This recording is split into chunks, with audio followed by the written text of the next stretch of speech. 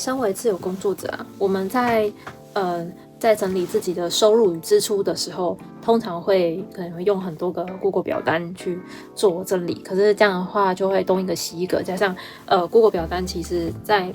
平常如果要用手机记录，其实不太方便的。你的收支会没有办法完整的记清楚。那我们今天呢，就是来介绍一个我发现 Notion 很好用的一个财务管理工具，然后你可以去分一季一季，或是每个月，或是甚至是年度的一些收支，然后翻看你的营收的报表。对，这是就是 for 那个自由工作者的一个好用的财务工具。那我们就来开始吧。这里左边的那个选项，然后来到最下面的 Marketplace， 然后在这边的收据，我们可以找一下哦。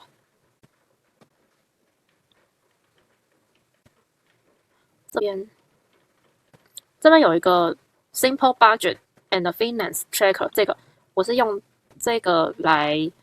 管理我的预算表。然后 OK， 我先新增到私人。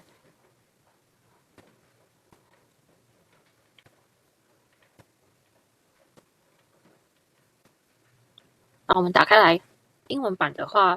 它的预设，那我们可以改成我们想要的货币，比如台湾嘛，那怎么改呢？来到我们最下面有一个 database， 然后点进去，然后 incomes 就是你的收入 ，expenses 是你的支出 ，budget 是你的预算，就是你在有一笔钱，然后你要怎么去你的比例要用在哪里，就是有去填的。那你的收入跟支出这边，就是你每一笔预算都是可以在里面去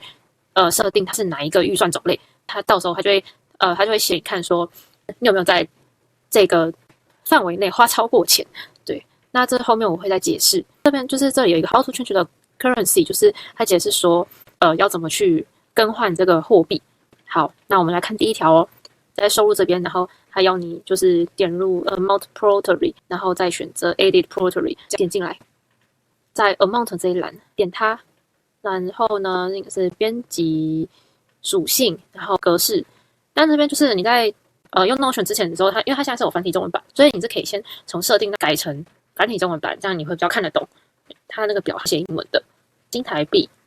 你就点它一样，来到打开 expenses 这边，我点 amount，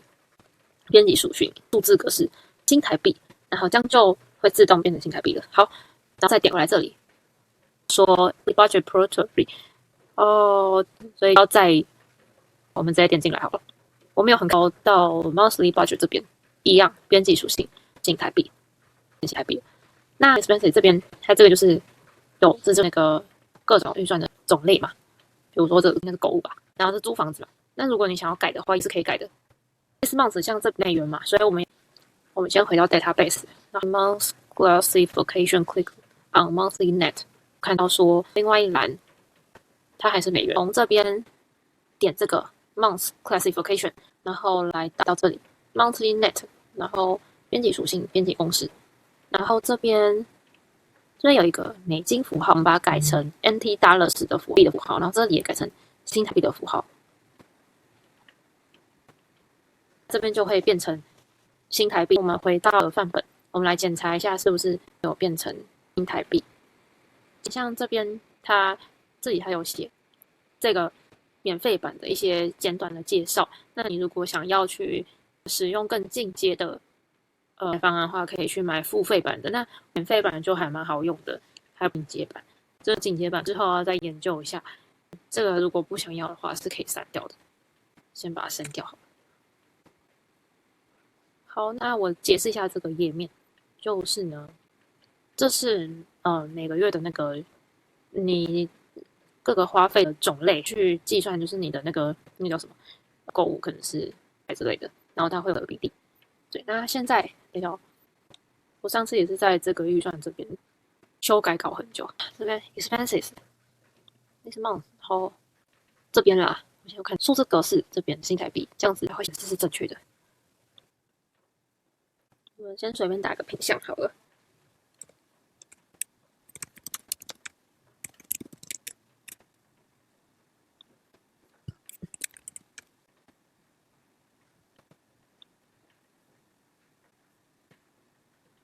有了，有了，现在显示的是那个是新台币了，不是美元了。对，是正常的。然后像我想要把这里，我想要编辑它，我把它改成，我就打中文就好了，是改掉，改这个什么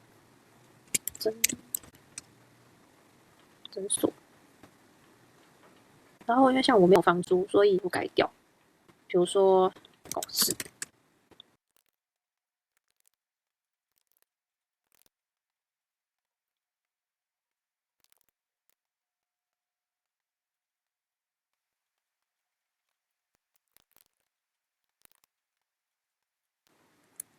像我们在列出我们所有的支出的时候，我们不表去列，因为我们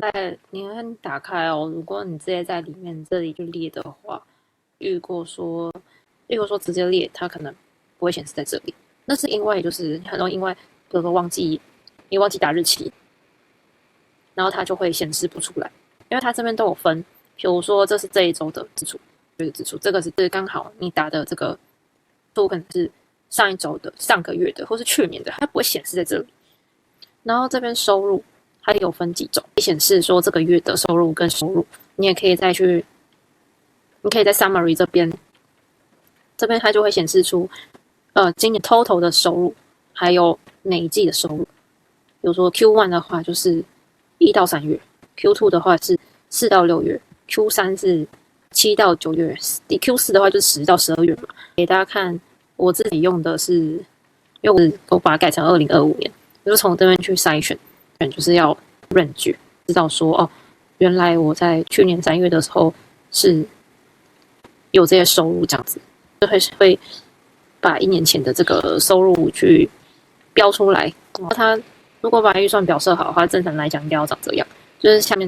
因为那时候我还没设好，就是因为这边我还不知道怎么换它的货币单位嘛，那货币单位换显示。比如说刚刚打的，我去看医生200块，然后我共享办公室租就是我1个月1200这样子，然后这个表就蛮好用的了，可以试试看。